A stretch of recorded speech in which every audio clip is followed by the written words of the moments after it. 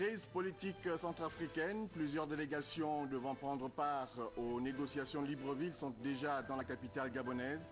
Aujourd'hui, les ministres des Affaires étrangères des pays membres de la CEEAC étaient en conclave aux fins de définir l'ordre du jour des travaux qui s'ouvrent en fin de semaine en présence de plusieurs chefs d'État africains. Et puis, fin du forum économique Gabon-Turquie à Libreville. Au terme de 48 heures de travaux et d'échanges en terre gabonaise, les hommes d'affaires gabonais et turcs se séparent sur plusieurs signatures de conventions et partenariats. Mesdames, Messieurs, bonsoir et merci de choisir Gabon Télévision pour vous informer. Vous êtes naturellement les bienvenus. Au terme de sa visite officielle de 48 heures en terre gabonaise, le Premier ministre turc Recep Tayyip Erdogan et sa suite ont quitté Libreville ce matin après avoir donc boosté, comme vous avez pu le constater pendant ces 48 heures, les grands axes de la coopération bilatérale entre Libreville et Ankara. Presse primature, Charles Oganda Maganga, Olivier Antonio, Alain Serge Eyene, Patrick Demabio. La visite officielle au Gabon du Premier ministre turc Recep Tayyip Erdogan et sa suite s'est achevée lundi soir au terme de près de 48 heures d'une intense activité diplomatique et économique marquée par une ferme volonté des partis gabonaises et turcs de dynamiser la coopération bilatérale entre Libreville et Ankara. À la tête d'une délégation de plus de 300 hommes d'affaires, des membres du gouvernement et des parlementaires de son pays, le Premier ministre turc et son homologue gabonais, Raymond Ndongsima, ont tour à tour ouvert dimanche soir un forum économique destiné aux hommes d'affaires à la Cité de la démocratie. Lundi, en milieu de journée, les deux hommes d'État ont dirigé la cérémonie de signature des accords de coopération et du procès-verbal ayant sanctionné la première session du comité conjoint de suivi de l'accord général de coopération entre la République gabonaise et celle de Turquie, cérémonie sanctionnée par une conférence de presse avec les journalistes des deux pays. Dans l'après-midi, le Premier ministre turc s'est adressé aux parlementaires gabonais à l'Assemblée nationale avant de présider la cérémonie d'ouverture officielle de la chancellerie de la République de Turquie à Libreville.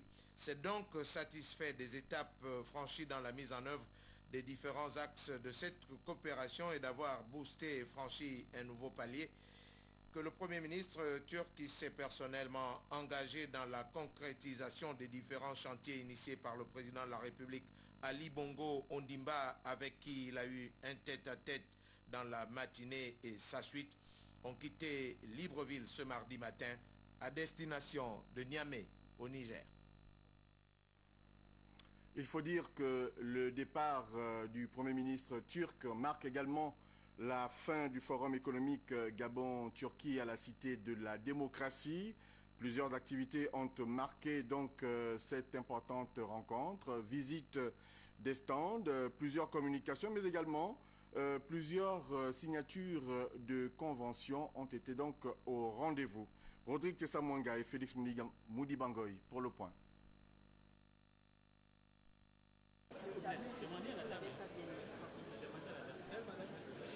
C'est d'abord et avant tout les différentes communications des deux parties qui ont donné le ton de ce forum économique Gabon-Turquie édition 2013.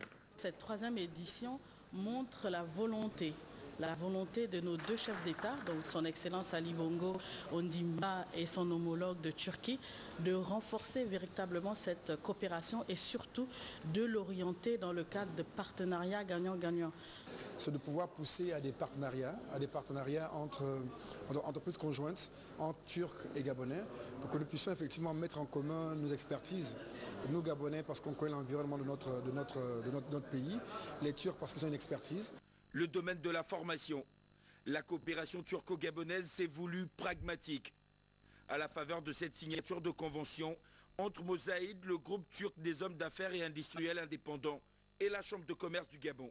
À leur côté, nous allons, nous, Chambre de commerce, apprendre pour pouvoir avoir les outils, les moyens, les techniques qui vont nous permettre au Gabon de remplir les missions qu'on s'est assignées, comme je dis, notamment concourir à l'émancipation d'une classe d'hommes d'affaires gabonais, mais surtout former les ressources humaines dont nos entreprises ont besoin. Industrialisée depuis les années 50, la Turquie est aussi le premier producteur d'engrais chimiques d'Europe. de potentiels investisseurs dans les domaines économiques et sociaux, l'agriculture et l'habitat notamment. Les membres de la délégation du premier producteur mondial de ciment ne cachent pas leurs ambitions. À Gabon, surtout, ils s'intéressent sur les mines et sur les constructions et sur toutes les minéraux, ce que le gouvernement encourage aussi. Ils s'intéressent à voir tout le potentiel gabonais. Ils veulent voir jusqu'où on est capable d'aller avec eux, quelle est la qualité du calcaire que nous avons pour pouvoir faire du ciment. Le tout est de savoir mettre en valeur. L'opération de charme est tout le sens donné au stand dressé pour la circonstance. L'utilité de nos artisans ici, c'est de se faire connaître à travers leur talent. Vous constatez quand même que les objets qui sont taillés par nos artisans, c'est des objets qui laissent à penser que nos artisans ont de l'inspiration et ont du génie. Nous avons eu la visite de plusieurs personnes, la délégation turque, et nous avons montré notre système. C'est un système qui permet d'avoir un certain nombre d'informations à temps réel, notamment les informations sur les fournisseurs, sur les chargeurs, sur le trafic maritime. Nous avons eu le projet e-éducation, WIMAX et Data Center. Les chefs de projet sont en train de changer avec les opérateurs économiques de la Turquie pour voir dans quelle mesure ils peuvent nous accompagner pour ces différents projets.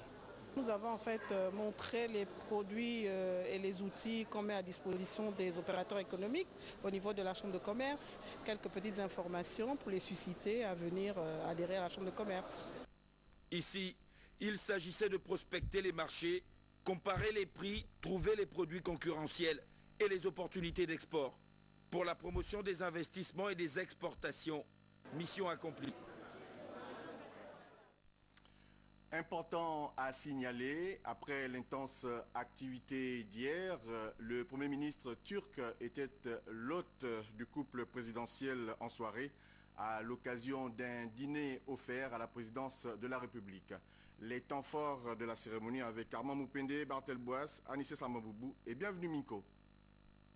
Il est 19h passé dans le ciel de Libreville. À bord de ce véhicule officiel, le Premier ministre turc, Recep Tayyip Erdogan et son épouse honorent de leur présence l'invitation du couple présidentiel gabonais. Dans la salle d'apparat du palais de la présidence de la République ce soir, Turcs et Gabonais célèbrent une relation en plein essor. Avec la signature de plusieurs accords à la clé, le séjour du Premier ministre de Turquie est un pas de plus vers la concrétisation d'un partenariat résolument économique et social. C'est donc en invité d'honneur, en partenaire privilégié, que Recep Tayyip Erdogan a été reçu ici avec sa suite. L'échange en ces lieux est particulièrement cordial et riche d'enseignements. Le processus de coopération entamé entre les deux États devrait permettre de contribuer véritablement à la mise en œuvre du programme de développement national. Une chose est sûre, l'axe Libreville-Ankara se porte bien et se consolide. Et ce soir, plus que jamais, le président Ali Bongo Ondimba et son illustre invité, main dans la main, marchent ensemble vers le même idéal, pour le bien-être de la République et du peuple gabonais. Il faut dire qu'au cours de cette visite, le Conseil supérieur des affaires islamiques du Gabon n'était pas en reste. Il a également reçu la visite d'une délégation du groupe turc TİKA, une visite qui reste marquée, il faut le dire là aussi, par une dotation en matériel informatique offerte par le Conseil supérieur des affaires islamiques du groupe TİKA. Nous allons donc regarder ce reportage de Yolande Kwara et Serge Nzengi Mabila. Dans le souci de renforcer la coopération entre le Gabon et la Turquie, le groupe TİKA de l'Agence turque pour la coopération et la coordination a été reçu par le président du Conseil supérieur des affaires islamiques. Au terme de cette audience, la délégation du groupe TİKA a effectué une visite des locaux afin de s'imprégner des conditions de travail des agents de cette institution.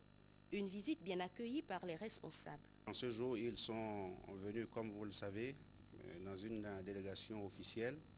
Et pour eux, c'est s'enquérir de leurs frères et sœurs ici, s'imprégner de ce qui se fait ici et de la manière dont cela est fait. Pour permettre aux agents du Conseil supérieur des affaires islamiques de renforcer leurs capacités en matière de technologie de l'information et de la communication, le groupe TICA a donc offert du matériel informatique. Nous ne pouvons pas taire le petit geste qu'ils ont fait. C'est le lieu pour nous de leur exprimer nos profondes gratitudes. Vous l'avez si bien remarqué. Ils ont eux-mêmes remarqué que l'institution avait besoin de quelques ordinateurs, disons quelques outils informatiques. Il faut dire que le groupe TICA est une organisation étatique liée au premier ministère turc. L'autre dossier de cette édition d'information, c'est bien sûr la crise politico-militaire en RCA. Les délégations des différentes parties en conflit se trouvent désormais à Libreville pour prendre part aux négociations de paix prévues cette semaine dans la capitale gabonaise. En prélude donc au pourparlers, les ministres des Affaires étrangères des pays membres de la communauté économique des États de l'Afrique centrale ont ouvert leur réunion cet après-midi à Libreville. La communauté économique des États de l'Afrique centrale assurant donc la médiation y est représentée par son secrétaire général. Durant 2 jours, les ministres des Affaires étrangères de la CEIAC vont donc rouvrir le volumineux dossier de la crise centrafricaine. Les travaux vont se poursuivre demain. Justement, à propos de cette réunion, nous vous proposons un extrait du discours d'ouverture prononcé par le ministre des Affaires étrangères du Tchad, présidant donc cette séance, propos recueillis par Célestin Guémaobam et Amédée Ndungu. Pour la 2e fois, en l'espace de 2 semaines, pour nous pencher sur la situation en République centrafricaine. Plongée depuis quelques semaines dans une crise lourde de menaces pour la stabilité de nos États et de notre sous-région. Il convient de se féliciter tous ensemble de la promptitude avec laquelle nos chefs d'État ont réagi et pris les mesures adéquates pour circonscrire cette crise, évitant ainsi un bain de sang. Ce faisant, nos pays n'ont fait que réaffirmer le principe des rejet de la prise du pouvoir par la force et du recours à cette force comme moyen de revendication politique. J'ai saisi l'occasion pour féliciter nos troupes sur le terrain pour leur abnégation et leur détermination à imposer la paix, une paix indispensable à la RCA, mais aussi à toute l'Afrique centrale. Je voudrais en votre nom à tous dire au gouvernement centrafricain et aux insurgés que nous avons hautement apprécié le fait qu'ils aient observé la trêve sur le terrain. L'arrêt des hostilités ouvre maintenant la porte du dialogue pour toutes les parties centrafricaines, un dialogue que nous voulons sincère et porteur d'espoir pour les Centrafricains qui n'ont que trop souffert de l'instabilité.